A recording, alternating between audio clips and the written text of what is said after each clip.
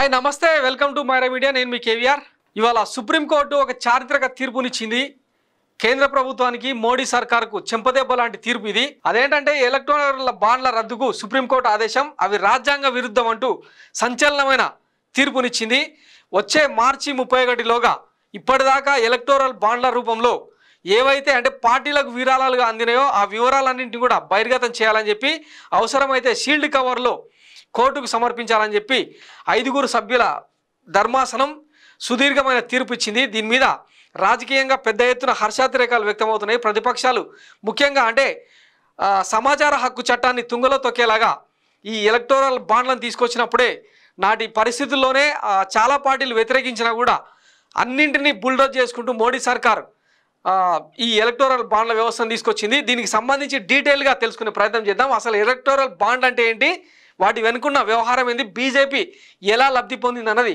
డీటెయిల్గా చూసే ప్రయత్నం చేద్దాం ఫస్ట్ తీర్పు ఏమొచ్చిందన్నది చూద్దాం ఎలక్టోరల్ బాండ్లు రాజ్యాంగ విరుద్ధం వాటిని రద్దు చేయాల్సిందే సుప్రీంకోర్టు సంచలన తీర్పు రాజకీయ పార్టీలకు అనామక వ్యక్తుల నుంచి నిధులను అందించే ఎలక్టోరల్ బాండ్లపై సుప్రీంకోర్టు సంచలన తీర్పు వెలువరించింది ఎలక్టోరల్ బాండ్లు రాజ్యాంగ విరుద్ధమని తేల్చి చెప్పింది ఈ స్కీమ్ ఆర్టికల్ 19(1)A ప్రకారం సమాచార హక్కును ఉల్లంఘిస్తుందని తెలిపింది ఈ మేరకు సుప్రీంకోర్టు ప్రధాన న్యాయమూర్తి జస్టిస్ డివై చంద్రచూడ్ నేతృత్వంలోని 5 సభ్యుల ధర్మాసనం ఈ అంశంపై ఇవాళ ఏకగ్రీవ తీర్పును వెలువరించింది ఎన్నికల నిధుల గురించి తెలుసుకునే హక్కు ఓటర్లకు ఉందని తెలిపింది వీటి ద్వారా ఓటర్ సైతం సరైన నిర్ణయం తీసుకునే అవకాశం ఉందని అభిప్రాయపడింది ఇకపై ఈ బాండ్లను జారీ చేయొద్దని స్టేట్ బ్యాంక్ ఆఫ్ ఇండియా ఎస్బీఐని ఆదేశించింది అంతేగాక ఇప్పటి వరకు ఈ విధానం ద్వారా సేకరించిన వివరాలను ఎన్నికల సంఘానికి మార్చి 6వ తేదీలోపు అందజేయాలని సూచించింది మార్చి 31లోపు బహిరంగపరచాలి ఎస్బీఐ అందించిన విరాళాల సమాచారాన్ని మార్చి 31లోగా తన వెబ్సైట్లో ప్రచురించాలని ఈసీ ధర్మాసనం కోరింది లోక్సభ ఎన్నికలకు ముందు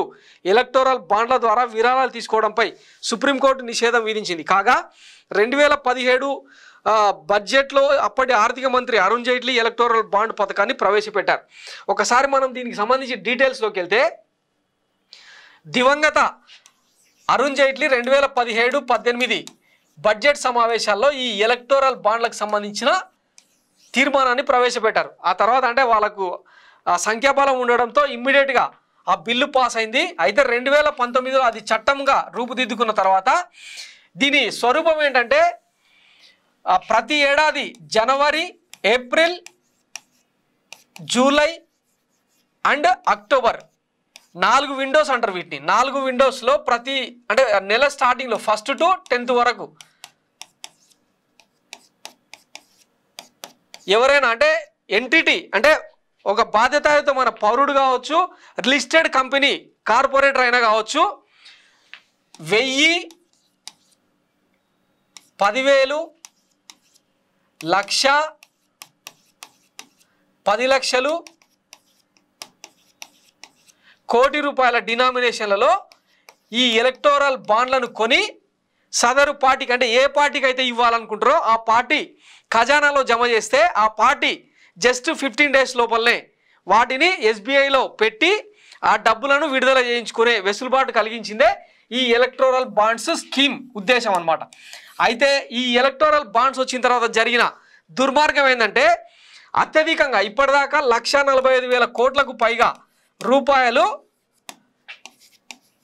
ఎలక్టోరల్ బాండ్ల ద్వారా వివిధ పార్టీలకు విరాళాలు అందాయన్నది ఒక ప్రాథమిక లెక్క అంటే ఖచ్చితమైన ఆధారాలు లేవు ప్రాథమిక లెక్క ఇందులో 95% పైగా ఒక్క బీజేపీ పార్టీకే దోచిపెట్టారనమాట కార్పొరేటర్ ఒక బీజేపీకే ఎందుకు అంటే వాళ్ళు ఏమైనా కేంద్రంలో అధికారంలో ఉన్నారా అంటే అది కాదు రీజన్ ఈ అంటే ఏదైతే ఎస్బీఐ ఉందో దీనికి ఒక అంబుడ్స్మన్ వ్యవస్థ అని ఉంటుందన్నమాట అంటే ఒక సీక్రెట్ వ్యక్తి ఇంకొకటి ఈ ఎలక్టోరల్ బాండ్లలో ఉన్న ఒక లిటిగేషన్ ఏంటంటే ఎవరైతే ఈ ఎలక్టోరల్ బాండ్లను ఆయా పార్టీలకు సదరు పార్టీలకు ఇస్తారో వారి వివరాలను సీక్రెట్గా గోప్యంగా ఉంచాలన్నది అక్కడ ఉన్న నిబంధన దీనికి ఈ నాటి అరుణ్ జైట్లీ దివంగత అరుణ్ జైట్లీ మోడీ సర్కార్ పెట్టిన పేరేంటంటే ప్రజాస్వామ్య పరిరక్షణ రాజ్యాంగ స్ఫూర్తితో ఎన్నికల పారదర్శకత ఓటింగ్ విధానంలో పారదర్శకత కోసమే ఈ బాండ్స్ లేదంటే అంతకుముందు బ్లాక్ మనీని సూట్ కేసుల రూపంలో ఇస్తున్నారు కాబట్టి ఆ వ్యవస్థను రూపుమాపి ఇట్లా పారదర్శకంగా ఎలక్టోరల్ బాండ్ల వ్యవస్థను తీసుకొచ్చినామని చెప్పారనమాట సరే తీసుకొచ్చిరు, బాగానే ఉంది. మరి ఈ ఎలక్టోరల్ బాండ్ల రూపంలో ఏ కార్పొరేట్ వ్యక్తి ఏ పార్టీకి ఎన్ని నిధులు ఇచ్చింది అన్నది సీక్రెట్గా ఉంచాల్సిన అవసరమైంది. దీనికి మాత్రం కేంద్ర ప్రభుత్వం మోడీ సర్కారు ఎక్కడా కూడా ఆన్సర్ చేయలే. ఇదే అంశాన్ని పట్టుకొని పలు స్వచ్ఛంద సంస్థలు, కొంతమంది ప్రజా ఉద్యమకారులు సుప్రీంకోర్టులో పిటిషన్ వేసి గత 2-3 ఏళ్ళుగా ఫైట్ చేస్తుంటే ఈ రోజుకు సుప్రీంకోర్టులో తీర్పు వచ్చిందనమాట. దీనికి సంబంధించి ఎస్బీఐ అసలు దోషి అని ఇప్పుడు తేలింది అన్నట్టు. ఇకపోతే 95% నిధులు బీజేపీకి ఎందుకు వస్తున్నాయంటే ఈ ఎస్బీఐ ద్వారా అంబుడ్స్మెన్ వ్యవస్థ ఉంటుంది కదా, ఎవరైతే ఇప్పుడు ఫర్ ఎగ్జాంపుల్ కాంగ్రెస్కో బీఎస్పీకో లేదంటే ఇంకొక ఎస్పీకో మిగతా ప్రాంతీయ పార్టీలకు కనుక ఈ కార్పొరేట్స్ ఎవరైతే ఉన్నారో వాళ్ళు విరాళాల రూపంలో ఎలక్టోరల్ బాండ్స్ కనుక ఇస్తే ఈజీగా ఎస్బీఐలో పనిచేసే అంబుడ్స్మెన్ వ్యవస్థ మోడీ సర్కార్కు చేరవేసే అవకాశం ఉంటుంది.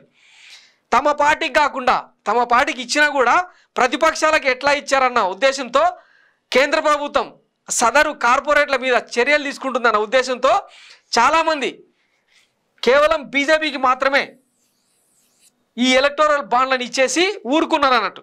ఆ రకంగా చాలా పార్టీలు అంటే ప్రాంతీయ పార్టీలు, జాతీయ పార్టీలైన కాంగ్రెస్, బీఎస్పీ, ఎస్పీ లాంటి పార్టీలు కూడా చాలా నష్టపోయినాయి.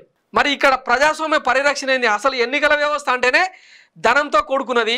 ఆ పార్టీలు మనుగడ సాధించాలంటే కొంతమంది విరాళాలు ఇవ్వడంతో ఆ డబ్బుల ద్వారానే ఎలక్షన్ క్యాంపెయినింగ్ కావచ్చు, ఇంకా వేరే ఏ ఇతరతర ఖర్చులైనా కూడా ఈ విరాళాలే ఆధారం అయిన తరుణంలో మరి ఒక బీజేపీకే కోట్లకు కోట్లు ఎట్లా వస్తాయి, మిగతా పార్టీలకు ఎట్లా రావన్నది ఈ ఎలక్టోరల్ బాండ్లకు సంబంధించిన క్వశ్చన్ అన్నట్టు. దీని మీద ఈరోజు సుప్రీంకోర్టు తిరుగులేని తీర్పు ఇవ్వడంతో కేంద్ర ప్రభుత్వానికి ఇది ఒక పెద్ద ఎదురుదెబ్బగానే రాజకీయ విశ్లేషకులు చెప్తున్నారనమాట. సుప్రీంకోర్టు తీర్పు నేపథ్యంలో మార్చి 31లోగా బహిరంగ పరచాలి. అంటే ఇప్పటిదాకా ఏ పార్టీ నుంచి ఏ కార్పొరేట్ వ్యక్తి నుంచి ఎవరెవరు ఎంతెంత ఇచ్చారన్నది డీటెయిల్డ్గా చెప్పాల్సి ఉంటుంది. గతంలో తెలంగాణలో కేసీఆర్ సర్కారు అధికారంలో ఉన్న తరుణంలో మెగా కృష్ణారెడ్డి లాంటి వాళ్ళు 100 కోట్లు ఈ ఎలక్టోరల్ బాండ్ల ద్వారా ఇచ్చారని అప్పట్లో వెలుగు చూసింది. అలాగే చాలామంది అంటే అంబానీలు కావచ్చు, అదానీలు కావచ్చు, మెగా కృష్ణారెడ్డి లాంటి వాళ్ళు ఇట్లా చాలామంది కార్పొరేట్లు బీజేపీకి సైతం పెద్ద ఎత్తున ముడుపులు ముడ చెప్పారు ఎలక్టోరల్ బాండ్ల రూపంలో. ఇవన్నీ కూడా అంటే ఇక్కడ కేంద్ర ప్రభుత్వంతో సంబంధం లేకుండా ఎస్బీఐని ఆదేశించింది అనమాట సుప్రీంకోర్టు.